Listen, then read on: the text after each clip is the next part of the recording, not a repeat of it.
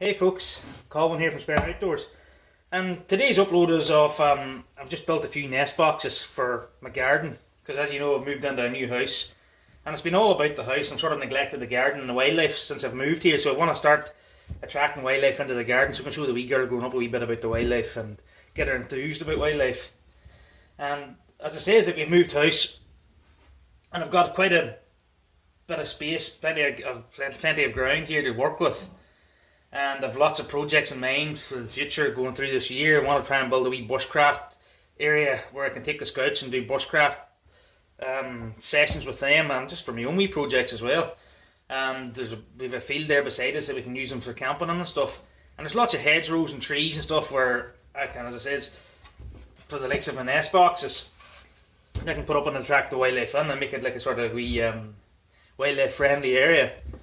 And if all our projects in mind, such as coming in different types of year, I want to put some bat boxes to get some bats about. I want to set up all our feeding stations for hedgehogs and foxes and things like that. I want to put in some hedgehog homes and lots of wee rock areas for insects and things. I just want to try and attract as much wildlife as I can into the garden, just for my own sanity, because I enjoy wildlife and it'll be good just to teach the wee girl. And anytime the scouts come up to camp, it'll help them. They can add to it and learn from it and obviously teach them as well. But anyway, this video was of the nest boxes. This nest box here is a 25mm hole, which actually is to suit tits, mainly the group of tits, and they're quite simple to make. Now this is just, I've got a wee hinge that I had lying over for the thing, and it fits nicely. And there's another box here I've made. There's a box for flycatchers and robins, an open fronted, and a fixed roof that need a hinge.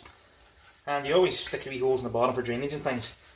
But I'll put a link to how to make boxes and dimensions from the RSPB, so if you want to make them yourself and give, I suppose, wildlife a wee bit of help in your own area, go and do it, because this is the time of year they're out hoking about for spots to nest and bring up a batch of youngsters.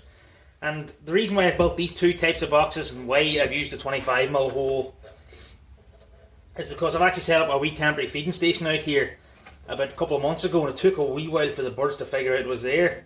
But as I've seen the birds coming to it, I've seen there had a lot of tits, and there was a good couple of wee robins kicking about there. So that's why I've made these two boxes to target the birds that I've seen at the feeder. Just done a wee bit of research. And there's another wee feeder here that must have was left over from our scouts. That's got a 32mm hole, that's obviously for a different species of bird, but I'll stick it up as well and track them in. So let's go and look for a location to stick these up. And it is, when you're building the nest boxes, it's very important what type of holes you put on it for the certain species you're doing and where you place them. What height and where you place them is also very important.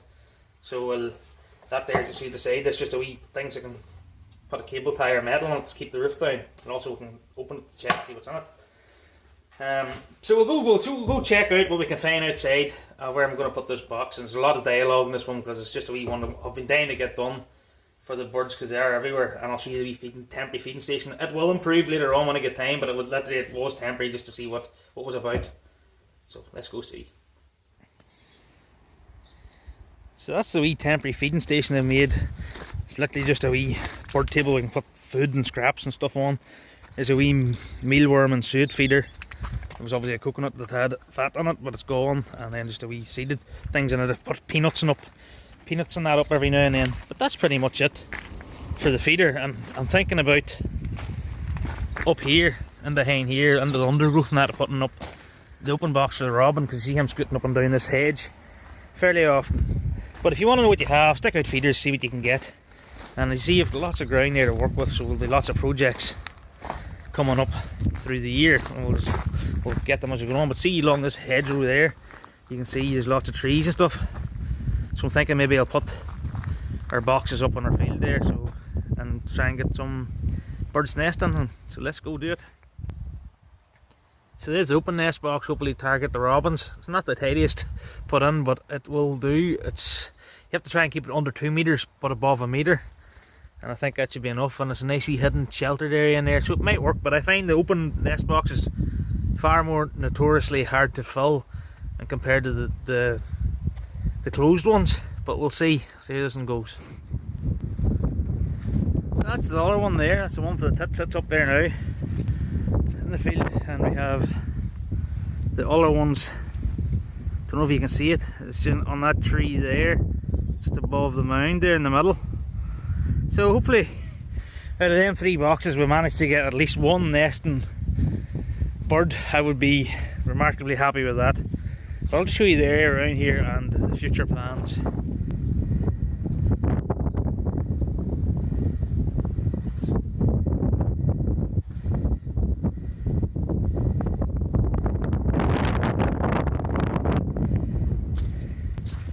So that's it really there, folks. I'm just climbing down this wee mound. Whoop. That's it really there. I've said, just put up them 3 bird boxes. Hopefully I'll get a nesting pair in one of them. That would be a real success just to get one. I've got the wee temporary feeding station up there. So that's my first bit of work in the ground now. I've got a feeding station for birds and a few nest boxes up. As I say, I've lots of other plans like bat boxes and other feeding stations, wee bushcraft base that I can permanently use all the time, and wee ponds and things like that, with lots of other projects hopefully happening this year. So if you just stick with me and you'll see it happening and watching them, I suppose, develop along the way. I'll still be going, it'll be a slow process. I'll still be out doing my wee adventures with scouts and myself and things like that as well. But I'm going to sort of persuade as many people, see in their own wee gardens, just put up a few nest boxes and feeders and things, and attract wildlife into your garden, even just by planting wildflowers for the bees and things like that.